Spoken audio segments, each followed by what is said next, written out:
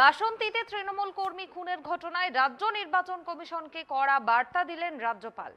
৪৮ ঘন্টা সময়, এক ফোঁটাও রক্ত যেন না ঝরে। কমিশনকে কড়া বার্তা দিলেন রাজ্যপাল সিভি আনন্দ বোস। বাসন্তী, ভাঙ্গড়, দিনহাটা থেকে শিলিগুড়ি পরিদর্শন শেষে বাসন্তীর ঘটনাকে সামনে রেখেই রাজ্য নির্বাচন কমিশনকে চ্যালেঞ্জ রাজ্যপালের। ৪৮ ঘন্টার মধ্যে কি ব্যবস্থা নেওয়া হবে তিনি দেখবেন।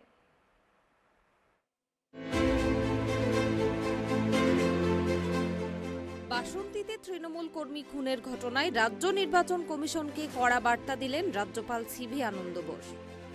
৪৮ ঘন্টার সময় রাজ্য নির্বাচন কমিশনকে বেঁধে দিয়ে সিভি আনন্দ বোসের বার্তা, আগামী ৪৮ ঘন্টায় আমিও দেখতে চাই হাইকোর্টের নির্দেশ কতটা পালন করা হলো। বুঝতে পারছি কারা এই অশান্তির মূলে। ৪৫ বছর প্রশাসনের বিভিন্ন পদে কাজ করার সুবাদে আমার বিষয়টি বুঝতে অসুবিধা হয়নি। সেই রিপোর্ট কার্ডও নির্দিষ্ট জায়গায় পৌঁছে দেব। সংবিধানের আওতায় থেকেই কাজ করব। রাজ্যের ভোট পরিস্থিতি নিয়ে চিন্তিত রাজ্যপাল। বাসন্তীতে তৃণমূল কর্মী খুনের ঘটনা শুধু নয়, ক্যানিংয়ে দাঁড়িয়ে সোমবার রাজ্যপাল বলেন, রাজনৈতিক সন্ত্রাসের মধ্যে পড়ে সাধারণ মানুষের প্রাণহানি হচ্ছে, এটা বন্ধ করতে হবে। ভোটের জন্য আর এক বিন্দু রক্ত যাতে না ঝরে সেটা নিশ্চিত করতে হবে রাজ্য নির্বাচন কমিশনকেই। আমি ইতিমধ্যেই ক্যানিং, ভাঙ্গড়, বাসন্তী, কোচবিহার, দিনহাটা, সিতাই, শিলিগুড়ির মতো সন্ত্রাস কবলিত এলাকায় পরিদর্শন করেছি। এলাকার মানুষের সাথে কথা বলেছি, তাদের আত্মবিশ্বাস বাড়ানোর চেষ্টা করেছি। বাসন্তীর তৃণমূল কর্মী খুনের ঘটনা ফের একবার প্রমাণ করল, পঞ্চায়েত ভোটের দিন কাছে এলেও খুনোখুনির রাজনীতি বঙ্গে চলছে। বাসন্তীতে সকালে পৌঁছালেও নিহত তৃণমূল কর্মীর বাড়ি পর্যন্ত রাজ্যপালকে যেতে দেয়নি বাসন্তী থানার পুলিশ। ফলে মৃত তৃণমূল কর্মীর পরিবারের সঙ্গে দেখা না করেই ফিরে আসতে হয় রাজ্যপালকে। তবে ক্যানিংয়ে সেচ দপ্তরের বাংলোয় রাজ্যপালের সঙ্গে দেখা করেন নিহত তৃণমূল কর্মীর মেয়ে। তারপরেই সাংবাদিকদের মুখোমুখি হন রাজ্যপাল। বক্তব্যের শুরুতেই তিনি বলেন, মানুষের রক্ত নিয়ে রাজনৈতিক হোলি খেলা বন্ধ করতে হবে। আমি রাজ্যের বিভিন্ন প্রান্তে যাচ্ছি যেখানে সন্ত্রাস হয়েছে, তবে স্পষ্ট করতে চাই কোনো প্রশাসনিক গাফিলতি খুঁজতে বাংলার বিভিন্ন সন্ত্রাস কবলিত এলাকায় যাচ্ছি না। কেন এই সন্ত্রাস হচ্ছে সেটা জানতেই আমি ঘুরছি। দেশের সংবিধান এবং রাজ্যপালের এখতিয়ার মেনেই এই কাজ করছি। I went and visited persons who are injured and also made arrangements for the medical treatment and tried to do some confidence building among the poor people. I have made my own assessment of the situation. Sir. I have arrived at my own inferences. I also have my suggestions on how to stem this tide of violence. You know, the fire has been set. We should see that the fire does not escalate. The fire does not spread. We have to douse the fire. That is possible. The fire of violence. How is it possible? It is possible in many ways. First, there is a Constitution of India which envisages free and fair elections.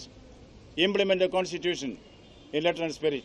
Number two, which is very important, the High Court of Calcutta has given an order in no unequivocal terms what are the specific steps that are to be taken to ensure there is free and fair election, and more important, to make people fearless and uphold the dignity of the citizens.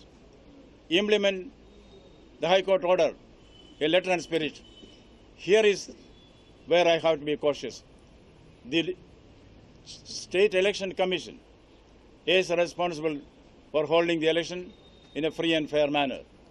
I have no reason to distrust the State Election Commission. I still believe that the State Election Commission will rise to the occasion and will certainly implement the High Court order in letter and spirit and ensure that violence is curbed and the ecosystem is built up where the voter can go and freely cast his vote. For this, what are the actions to be taken? I have 5 points, specific points, which comes as my observation.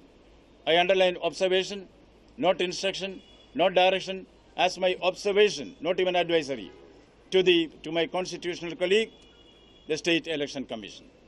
What those observations are, I will not share with the press now, because etiquette demands, propriety demands that my constitutional colleague is given the freedom to act according to his conscience and according to his sense of right and wrong.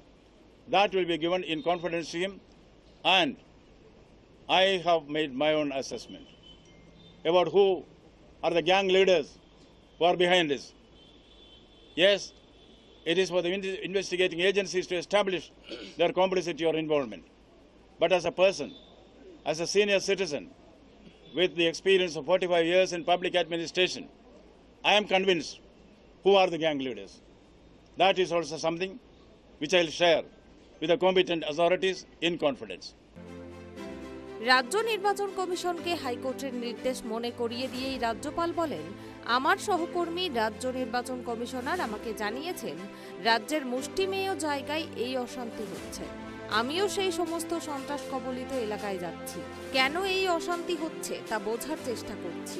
সব মিলিয়ে বাসন্তীর ঘটনাকে সামনে রেখে ফের একবার রাজ্য নির্বাচন কমিশনের দিকেই চ্যালেঞ্জ ছুড়লেন রাজ্যপাল CV Ananda Bose. Bureau report, Tribe TV.